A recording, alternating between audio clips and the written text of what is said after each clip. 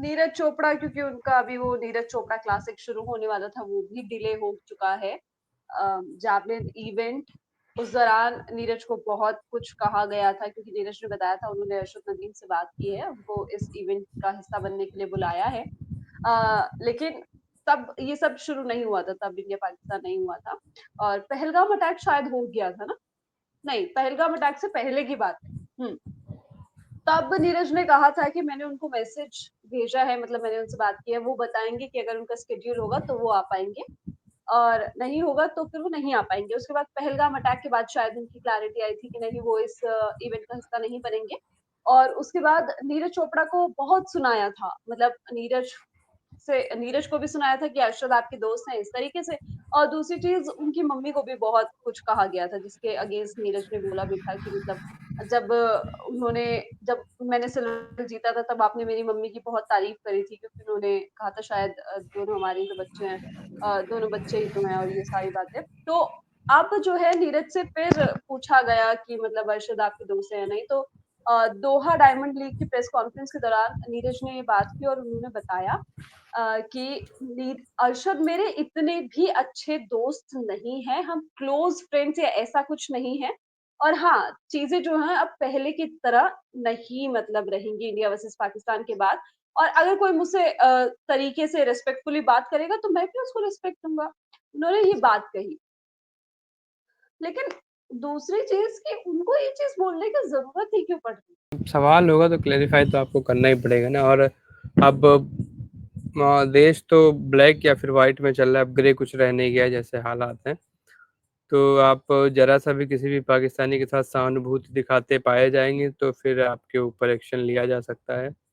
और वो action social media trolling ही है अभी तो मेनली। अभी अभी लेफ्टिनेंट कर्नल भी बने हैं नीरज चोपड़ा टेरिटोरियल आर्मी में। तो अब उनकी और धोनी की पोस्ट बराबर हो गई। हाँ शायद म्यूट पर बोला धोनी आपने, लेकिन बढ़िया हाँ, बोला। धोनी जी भी तो लेफ्टिनेंट कर्नल ही है। हाँ तो अब लेफ्टिनेंट कर्नल हो गए हैं टेरिटोरियल आर्मी में। अभी तक जेसीओ थे, वो जूनियर कमीशन ऑफिसर, सूबेदार मेजर थे अभी तक उनकी पोस्ट जो थी, अब लेफ्टिनेंट कर्नल हो गए। और जिस तरीके से आपने देखा हो कि जब टोक्यो था या फिर पेरिस था, शायद टोक्यो ही था, जब अरशद ने इनके भाले से प्रैक्टिस कर ली थी, भाला इनका लेकर वो हाँ, पहले देख पहले रहे वाला थे। इवेंट था, टोक्यो था, जब बहुत सारी बातें हुई थी टोक्यो। कि बिना पूछे निकाल लिया, ये वो फलाना ढिमकाना। तो उसके बाद भी बहुत राइट विंग ने बहुत बवाल मचाया था यहाँ पर, राइट विंग मीडिया ने बहुत बवाल मचाया था यहाँ पर। तो भी नीरज को सफाई देनी पड़ी थी। उन्होंने एक वीडियो जारी करके कहा था कि इस तरीके की जो भी चीजें हर कोई हर किसी के भाले से ट्राई ट्राई करता रहता है, देखता रहता है, प्रैक्टिस चलती रहती है इधर उधर। और ऐसा कोई एक्सक्लूसिविटी टाइप का मामला नहीं होता कि आप किसी के भाला छू नहीं सकते, जिस तरीके का बात है।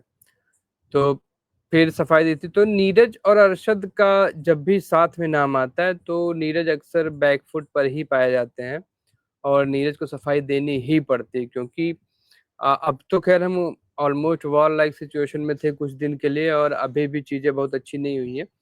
लेकिन जब इस तरीके की घटनाएं नहीं थी, इतने बड़े स्केल पर चीज़ें नहीं चल रही थी, तब भी नीरज को इसके लिए ट्रोल किया जाता था कि वो अरशद नदीम की बहुत साइड लेते हैं, और अरशद नदीम जो है इस तरीके से यारी दोस्ती वाला जो मामला, ये लोगों को नहीं पसंद था। क्योंकि आम जनता जो है वो पाकिस्तान को ऑलमोस्ट 362 दिन साल में दुश्मन ही देखती है, 2-3 दिन छोड़ दें तो सब कोई दुश्मन ही मानता उनको। अब ये अलग बात है कि जिस तरीके का मतलब हमारा जो सेटअप है, हमारे जो अंतर्राष्ट्रीय संबंध है पाकिस्तान के साथ, वो हमेशा इतने कड़वे नहीं रहते। हम आयात भी करते हैं, हम निर्यात भी करते हैं, सब कुछ चलता रहता है। बस जनता जो है वो चीज़ों को एक्सेप्ट नहीं करती। लेकिन सरकारी लेवल पर जितनी सख्ती अभी है, इतनी सख्ती कभी नहीं होती है। वो जो है हमेशा से, अब इसको फ्रेंडली कहें या व्यापारिक कहें, जैसा भी, रिश्ते हमेशा चलते ही रहते हैं। हम पाकिस्तान को अलग थलग करने की कोशिश नहीं करते, जो कि मेरे हिसाब से हमको करनी चाहिए। क्योंकि जब आप उसको दुश्मन स्टेट मान के चल रहे हो तो फिर आप खुलकर दुश्मनी रखो ना। फिर इस तरीके का मत रखो कि आपके नागरिक अपने एक आइकन को गाली दे रहे हैं और उन गाली देने वाले में बहुत सारे ऐसे लोग हैं जिनके बायो में लिखा मिलेगा आपको कि यशस्वी प्रधानमंत्री द्वारा फॉलो बैक प्राप्त व्यक्ति, इस तरीके की लाइन्स आपको मिलेंगी, यानी पीएम उनको फॉलो करते हैं। तो पीएम अगर अपना ट्विटर कभी फुर्सत में चलाते होंगे 18 घंटे काम करने के बाद जब उनको छुट्टी मिलती हो, तो 1-2 ट्वीट तो पॉपअप होते होंगे ना आपकी टाइमलाइन पे।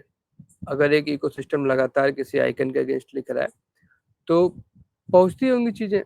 तो अगर इस तरीके का है, अगर आपके समर्थक ये मान के चलने कि पाकिस्तान दुश्मन ही है, तो पाकिस्तान को या तो उस तरीके से घेरे सरकार, मतलब मेरा तो स्ट्रेट फॉरवर्ड है भाई, या तो सरकार भी मान ले। मैं पाकिस्तान को आज दुश्मन मानने को तैयार हूँ। मैं किसी पाकिस्तानी से बात नहीं करूँगा। मैं किसी पाकिस्तानी प्रोडक्ट अगर मुझे पता चला कि इसमें पाकिस्तान जैसे पाकिस्तान फुटबॉल्स बहुत सारी बनाता है। फुटबॉल बनाने के मामले में पाकिस्तान ऑलमोस्ट टॉप 5 में तो होगा अगर नंबर 1 नहीं होगा तो। तो मैं फुटबॉल अगर कोई खरीदूँगा तो मैं ये श्योर करूँगा कि ये यूरोप से बन के आई हो, भले मुझे $5 एक्स्ट्रा देने पड़े। लेकिन मैं इतना एक्सट्रीम तब हो पाऊँगा जब मुझे पता हो कि सरकार भी पाकिस्तान को एज़ अ दुश्मन कंट्री ट्रीट कर रही है। आपकी सरकार नहीं कर रही ट्रीट भाई, अब के हालात जैसे भी हों, क्या दुश्मन देश का दूतावास आपके यहाँ चल सकता है दिल्ली में? नहीं चल सकता है। आप उसको दुश्मन मानिए तो। जनता की सारी भावनाएँ सही हैं, लेकिन सरकार का सपोर्ट ही नहीं है। तो अब चूँकि मामला ज़्यादा एस्केलेट हो चुका है और ये दोनों घटनाएँ बहुत करीब की हैं। पहलगाम 22 तारीख को हुआ था और शायद नीरज ने ये इन्विटेशन 19 या 20 को भेजा था, तो 2-3 दिन का ही अंतर था दोनों घटनाओं में। तो उसके बाद जो है नीरज पर ज़्यादा हमले हुए और गुस्से में अगर आम लोग ऐसी बातें करते हैं तो समझ में आता है कि चलो कोई बात नहीं, यही लोग थे जो सपोर्ट भी कर रहे थे।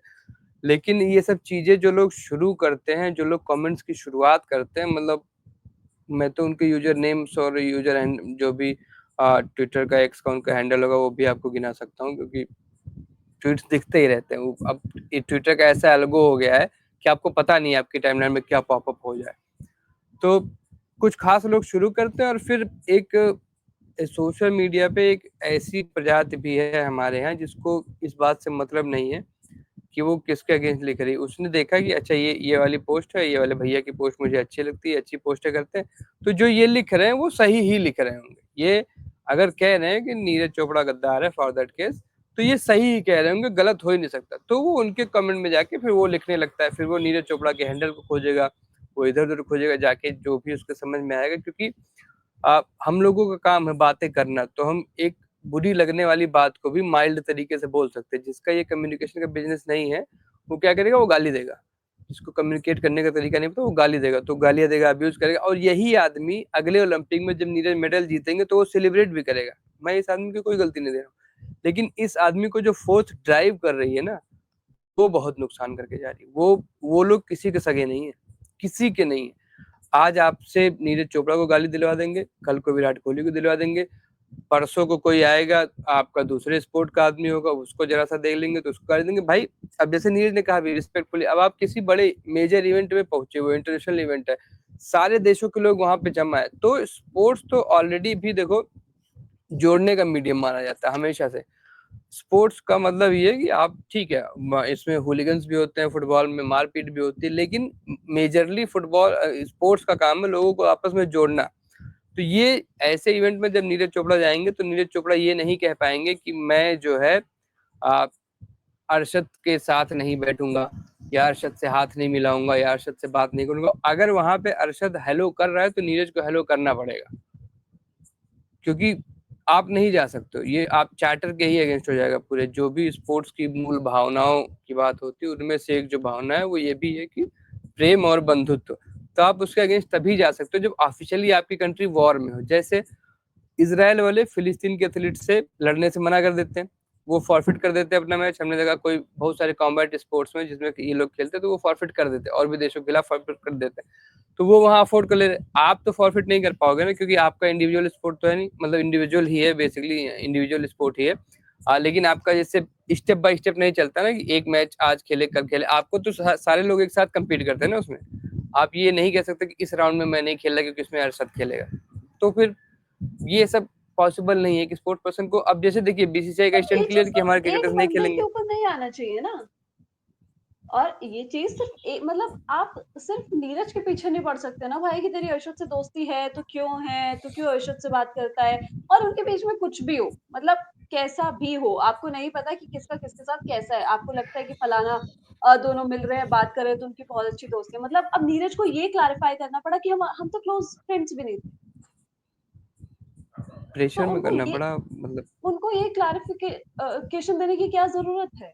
मतलब बात तो वही है ना कि हर जगह मतलब टोक्यो से ही यही चीज़ चल रही है कि अरशद नदीम से आपकी कैसी दोस्ती है, अरशद नदीम से आपकी कैसी दोस्ती है, अरशद और आपकी मुलाकात होती है, अरशद इंडिया आएँगे तो क्या आपके घर आएँगे, अरशद को आप अपनी मम्मी से मिलवाओगे क्योंकि वो इतने प्यार से उन्होंने जब बोला था, जब पेरिस ओलंपिक्स में आप दोनों जीते थे, एक ने गोल्ड जीता था, एक ने सिल्वर जीता, तो सारी चीज़ें मतलब डायरेक्टली इनडायरेक्टली आप बाकियों के बारे में तो बात कर सकते हैं, आप वेबर के बारे में बात कर सकते हैं, आप पीटर्स के बारे में बात कर सकते हैं। नहीं, पढ़ना पड़ेगा फिर, नॉलेज लेनी पड़ेगी, स्पोर्ट्स को समझना पड़ेगा। अरशद और नीरज पे बात करने के लिए आपको किसी नॉलेज की ज़रूरत नहीं है। 100 ग्राम जिंगोइज्म लीजिए, 150 ग्राम उसमें देशभक्ति मिलाइए, और 250 ग्राम का आपका बढ़िया मसाला तैयार है। फिर आप उसको फ्राई करके खाइए, उबाल के खाइए, वो आपकी मर्जी है। इसमें आपको पढ़ना नहीं है और कुछ कुछ करना ही नहीं है, क्योंकि देखो इंडिया पाकिस्तान की जो राइवलरी क्रिकेट के थ्रू समझ में आती है हमारी मीडिया को, वो उसी राइवलरी को हर जगह थोप देंगे। अब अगर किसी को पता चल जाए कि सुनील छेत्री का डेब्यू पाकिस्तान के खिलाफ पाकिस्तान में हुआ था, सुनील छेत्री ने गोल मारा, अवे स्टैंड पे जाके सेलिब्रेट किया, पाकिस्तान के फैंस के सामने उनको चुप करा दिया, तो ये चीज अभी पता चल जाए ना, भाई साहब बढ़िया मसालेदार आधे घंटे का पैकेज तैयार है, बढ़िया माहौल है, वॉर का माहौल, इसमें ये चला दो कि हमारा शेर पाकिस्तान में घुस के ऐसे सेलिब्रेट करके आया। तो उनको ये समझ में आता, उनको स्पोर्ट्स के बेसिक्स से मतलब ही नहीं, उनको हुलियन बेबर का नाम नहीं पता, उनको जितने भी टॉप के जेवलिन थ्रोअर किसी का नाम नहीं पता। उनको नीरज का नाम पता चला क्योंकि नीरज ने मेडल जीता, उससे पहले नीरज को कोई नहीं पूछा था, ओलंपिक्स में जीत गया तो लोगों ने पूछा। उसके बाद फिर क्या हुआ कि उसको एक कंपटीटर मिल गया जिसके जो पाकिस्तानी था, पाकिस्तान का झंडा आपको दिखा, आपने बस शुरू कर दिया, उठा लिया।